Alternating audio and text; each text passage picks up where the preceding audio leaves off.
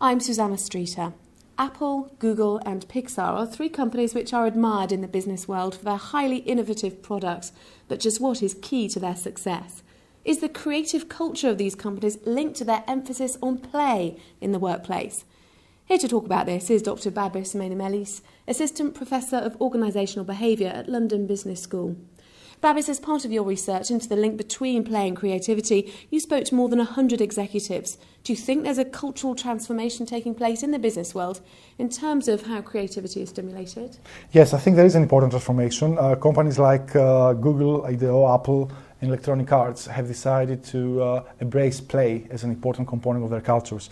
This is in sharp contrast to the last 3 centuries, where people were informed that play is something which is inappropriate to have in the workplace. But again, some of these companies, they have discovered that play is nature's way to creativity, and this is the reason why they embrace it as a part of their cultures. So are there different types of play that employees can engage in?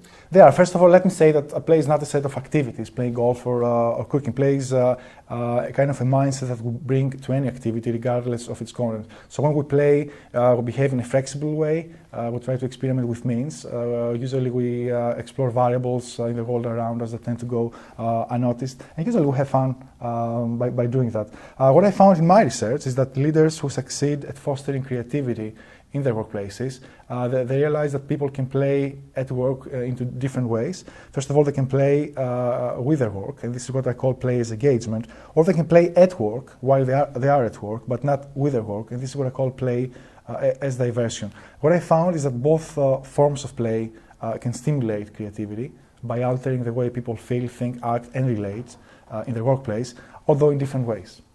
So how does play as diversion and play as engagement actually help stimulate creativity? Well, play as diversion is simply taking a moment away from your work while you are at work to have a playful moment, to play a computer game on your PC, to exchange a joke with a colleague, perhaps during a lunch break, play a golf game with other colleagues. This tends to be important to creativity because it provides periods of mental rest, which are very important for people who do relentlessly cognitive work. It also fosters the incubation of new ideas, on which creativity usually depends.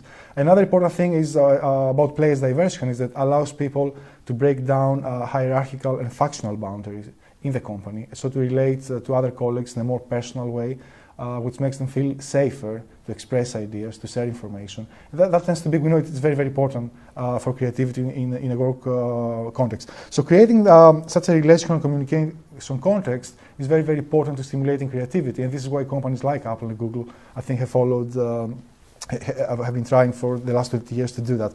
On the other hand, play as engagement is truly a transformation because it boosts the creative process itself.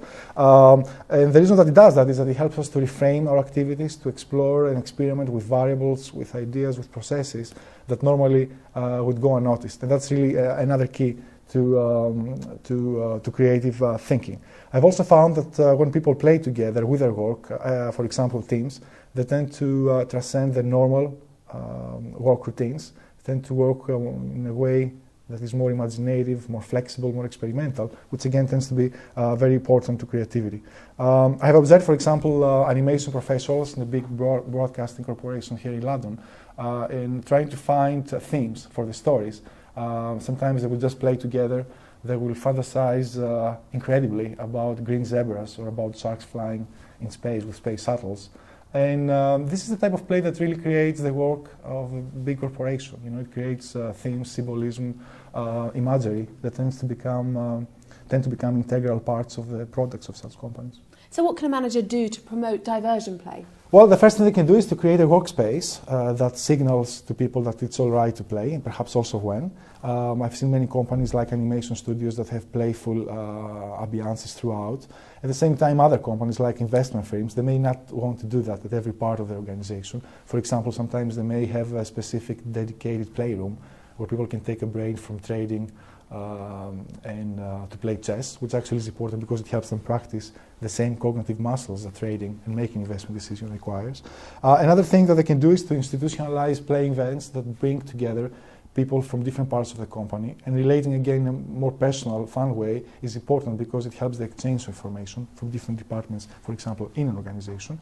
Another thing which is important for managers is to realize that they must respect the fact that people must play spontaneously, voluntarily, and at their own will. So you cannot really oblige someone to play. So all they can do is to create the ambiance, the context, and invite people to play. Another thing, of course, is also to be aware that you don't need to play at every single moment of what you do. So if you look at the medical team, when they have to perform a very difficult surgery, operation, really they do not experience that as play. However, after that, you will find them getting together, having playful moment, which helps them release negative emotion and tension, recharge the batteries with positive emotional energy, so then they can go back to the operating room to face suffering, loss and death.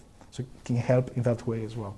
What about engagement play? How can that be stimulated? By providing a legitimate time and space which signals to people that it's all right to play here with new ideas. Google, IDEO, Gore, 3M are just some of the companies that allow employees to take up to 20% of their work time to very playfully explore a new idea that they have, away from structural obligations and other forms of managerial control. We do know that a great deal of corporate innovation actually comes out of these play spaces. Google actually claims that over 80% of its new products come out of this 20% of playtime. Another thing they can do is to provide considerable generous degrees of autonomy, which allow people to simply themselves turn their work into play. Another thing that they can do is to communicate to their teams when is the right time to play. For example, I've seen the Osaka, which is the largest marine theme park in South Africa. Play is a part of designing or brainstorming about new themes. It is also a part of interacting with the customers, the clients, every single day. On the other hand, if you look at airlines, they rarely want their pilots to play while doing their core job, but actually they allow them to play during the education training, for example, through simulations that actually help them to become better in growing the skills that one day will be useful to them, for example, dealing with emergencies. Why should employees trust their staff to play, though? Well, if they don't trust them, I think it's unlikely that people will be creative anyway. So employees must trust that people must take autonomy and liberty, and it's a very, very important step toward creativity. What I found is something which is really interesting. People who are really afraid that employees will take liberties tend to be managers. I mean, they tend to be unaware how often people will steal time from work, pretend to be working, and instead they will just be playing computer games on their PC. I think companies that embrace play and promote it in a good way. Usually these are the companies you will find people who say that going to work is fun because simply it allows them to get paid for doing something which is a hobby, which they love to do. And I think that's pretty much the key of bringing play into a workplace. And finally, what are the risks to a company's performance if it does not encourage its staff to play?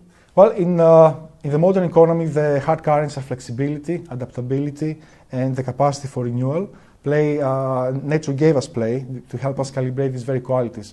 So I would say that a company that that exiles play from its workplace is a company that it can succeed in the short term, but in the long term it runs the risk of getting trapped into parochial mindsets and behaviors, which make it very difficult for it to survive or prosper in the long run. And that's the reason why it's important at some point to play with its identity, behaviors and processes.